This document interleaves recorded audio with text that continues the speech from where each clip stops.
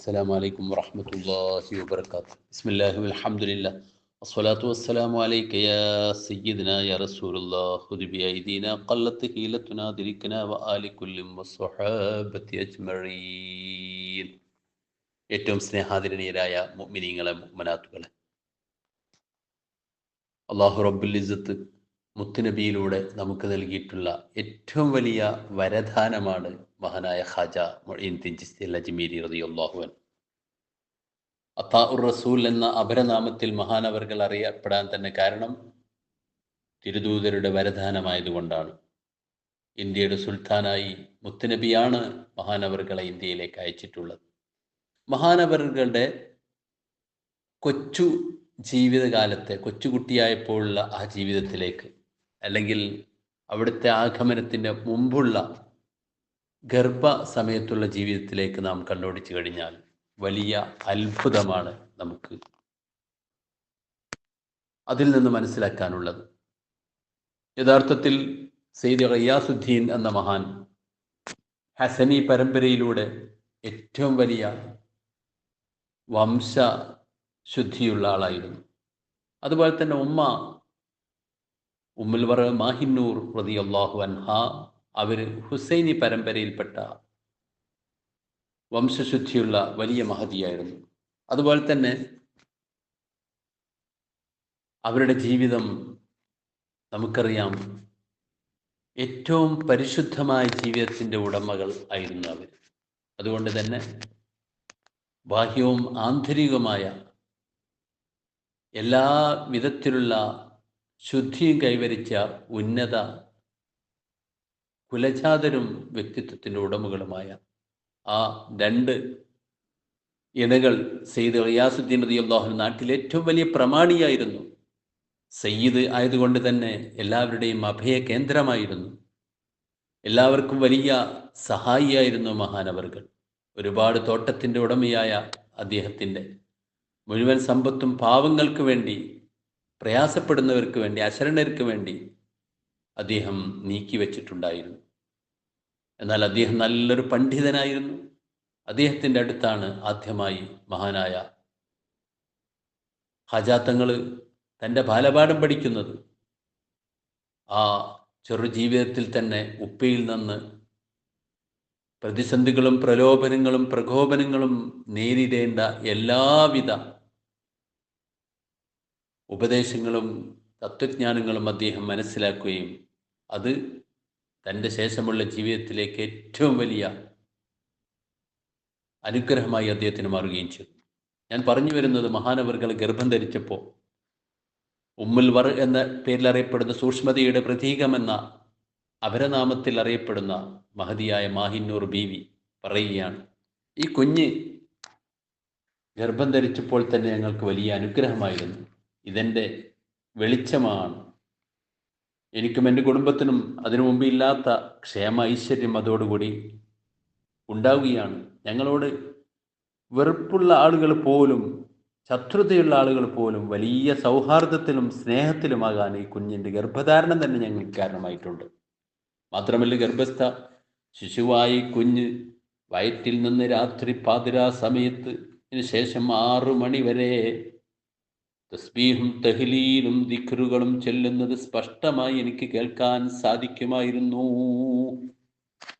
അങ്ങനെ പ്രസവത്തിന് ശേഷം ഒരു ഉജ്ജ്വല പ്രകാശമാണ് ഈ കുഞ്ഞെന്ന് എനിക്ക് ബോധ്യപ്പെടുന്ന കാര്യങ്ങളാണ് പിന്നീടുണ്ടാകുന്നത്. ഈ കുഞ്ഞ് ജനിച്ചവിടം മുതൽ തന്നെ സമീപവാസികൾ മുഴുവനും അവരുടെ പ്രയാസങ്ങൾക്കും പ്രശ്നങ്ങൾക്കും ഞങ്ങളെ വീട്ടിലേക്ക് ഓടി വരികയും ഈ കുഞ്ഞിൻ്റെ അടുത്ത് വെച്ചുകൊണ്ട് പ്രാർത്ഥിച്ചുകൊണ്ട് ബറക്കത്തെടുക്കുകയും ചെയ്യുന്നു.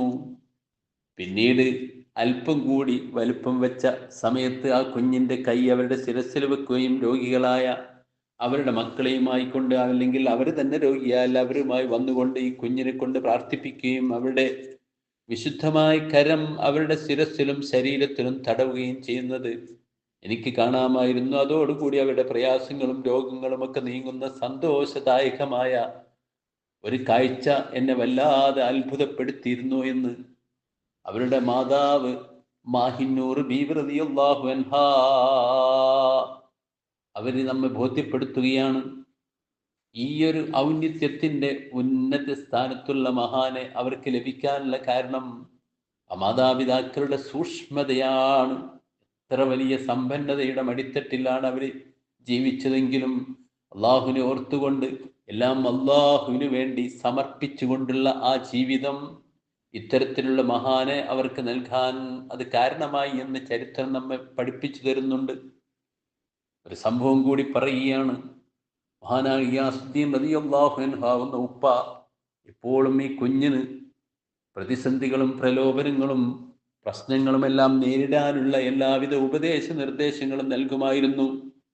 പാപ്പയുടെ ഉപദേശം നന്നായി മകൻ ഉൾക്കൊള്ളും. ആ സമയത്താണ് നാട്ടിൽ വലിയ പ്രശ്നങ്ങൾ ഉണ്ടാകുന്നത്. അവിടുത്തെ രാജാക്കൾ തമ്മിൽ യുദ്ധം നടക്കുന്ന തുർക്കികളും അതുപോലെ തന്നെ സെൽജൂക്കികളുമായിട്ടുള്ള ഘോരമായ പോരാട്ടം നടക്കുന്നു. ഒരുപാട് ആളുകൾ അവർ വളരെ ക്രൂരമായി നിഷ്ഠുരമായി വധിക്കുകയും വളരെ പ്രയാസപ്പെടുത്തുകയും ചെയ്യുന്ന സമയം, രക്തച്ചൊരിച്ചിലുകൾ നിറഞ്ഞു നിൽക്കുന്ന സമയം, പ്രയാസവും പ്രതിസന്ധിയും നേരിടുന്ന ആ സമയത്ത് ഈ കുഞ്ഞ് ചോദിക്കുന്നു, എന്താണിങ്ങനെ ഇവര് മനുഷ്യരെ ഇത്ര ക്രൂരമായി പീഡിപ്പിക്കുകയും പ്രയാസപ്പെടുത്തുകയും ചെയ്യുന്നത് ഉപ്പ എന്ന് ചോദിച്ചപ്പോൾ ആ ഉപ്പ വളരെ നല്ല രീതിയിൽ ആ കുഞ്ഞിനെ ഉപദേശിച്ചുകൊണ്ട് കാര്യം മനസ്സിലാക്കി കൊടുക്കുന്നു.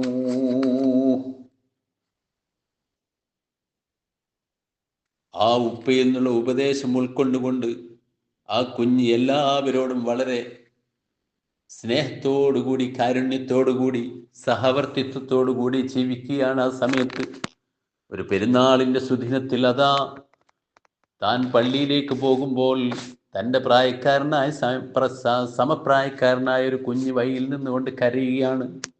മഹാന്മാർ ഈ സംഭവം ഉദ്ധരിക്കുന്നുണ്ട്. വഴിയിൽ വെച്ച് ഈ കുഞ്ഞ് കരയുമ്പോൾ ഈ കുഞ്ഞ് ചെന്ന് ചോദിക്കുന്നു, സ്നേഹിതാ നിനക്ക് എന്തു പറ്റി, നീ എന്താണ് പള്ളിയിലേക്ക് വരാത്തത് എന്ന് ചോദിക്കുമ്പോൾ തന്നെ ആ കുഞ്ഞ് കരച്ചിൽ നിർത്തുന്നു. എന്നോട് വല്ലാത്ത സ്നേഹവും അനുകമ്പയുമുള്ള ഒരു കൂട്ടുകാരനെ കിട്ടിയതിലുള്ള സന്തോഷം. ചോദിക്കുന്നു, നീ പള്ളിയിലേക്ക് വരണം, വാ നമുക്ക് വീട്ടിൽ പോയിക്കൊണ്ട് നല്ല പുടവകളെല്ലാം അണിയാം, വസ്ത്രമണിയാം, വാ എന്ന് പറഞ്ഞുകൊണ്ട് കൈപിടിച്ച് കൂട്ടിക്കൊണ്ടുപോവുകയും താൻ ധരിച്ച വസ്ത്രം ആ കുഞ്ഞിനെ കൊണ്ട് ധരിപ്പിക്കുകയും താൻ മറ്റൊരു നീളക്കുപ്പായം ധരിച്ചുകൊണ്ട് ആ കുഞ്ഞിൻ്റെ കൈയും പിടിച്ചുകൊണ്ട് പള്ളിയിലേക്ക് പോകുന്ന കാഴ്ച ഈ കുട്ടിക്ക് ഇത്രമാത്രം സഹജീവികളോട്, തന്നെ പോലെയുള്ള തൻ്റെ സ്നേഹിതനോട് ഇത്രമാത്രം സ്നേഹവും അനുകമ്പയും നൽകിയിട്ടുള്ളത് എന്തായിരുന്നു എന്ന് ഇന്നത്തെ കാലത്ത് നാം തീർച്ചയായും ചിന്തിക്കുകയും മനസ്സിലാക്കുകയും അതിൽ നിന്ന് പാഠം ഉൾക്കൊള്ളുകയും ചെയ്യേണ്ടതാണ്. മഹത്തുക്കളുടെ ജീവിതം വളരെ ചെറുപ്പത്തിൽ തന്നെ മാതൃകാപരമായ ജീവിതമായിരിക്കും എന്ന് ഇതിൽ നമുക്ക് മനസ്സിലാക്കാം. ഇത് എവിടെ നിന്ന് കിട്ടി? പ്രിയപ്പെട്ട മാഹിന്നൂർ ബീവിയിൽ നിന്ന്, അതുപോലെ തന്നെ പ്രിയപ്പെട്ട ഉപ്പയിൽ നിന്ന് അവരുടെ ജീവിതത്തിലൂടെ പഠിച്ചെടുത്തതാണ്. എന്നാൽ ഇന്ന് നാം നല്ല വസ്ത്രം ധരിച്ചാലും അല്ലെങ്കിൽ നല്ല വണ്ടി ഉപയോഗിച്ച് യാത്ര ചെയ്താലും അതുപോലെ തന്നെ നല്ല ഭക്ഷണം കഴിക്കുകയാണെങ്കിലും അത് മറ്റുള്ളവർക്ക് നൽകരുത് എന്ന രീതിയിലുള്ള പാഠങ്ങളാണ് പലപ്പോഴും നമ്മളെ മക്കളെ പഠിപ്പിക്കുന്നത്. അതിൽ നിന്ന് വ്യത്യസ്തമായിക്കൊണ്ട് ഇത് തൻ്റേത് മാത്രമല്ല, അള്ളാഹു എനിക്ക് നൽകിയത് അത് മറ്റുള്ളവർക്കും ഷെയർ ചെയ്യാൻ വേണ്ടിയാണെന്നൊരു ബോധം നമ്മുടെ മക്കളെ നാം പരിശീലിപ്പിക്കുകയും പഠിപ്പിക്കുകയും ചെയ്യുകയാണെങ്കിൽ ഈ മഹത്തുക്കളെ പോലെ തന്നെ നല്ല മനസ്സിൻ്റെ ഉടമകളായി നമ്മുടെ മക്കൾ വരികയും വളരുകയും അള്ളാഹുവിൻ്റെ കാരുണ്യം എമ്പാടും അവർക്ക് ലഭിക്കുകയും ചെയ്യും എന്ന് നാം മനസ്സിലാക്കണം. അപ്പോൾ മക്കള് മറ്റുള്ളവരോട് സ്നേഹത്തിൻ്റെയും അതുപോലെ തന്നെ നല്ല സഹവർത്തിത്വത്തിൻ്റെയും പാഠങ്ങളാണ് നാം അവർക്ക് പഠിപ്പിച്ചു കൊടുക്കേണ്ടത്.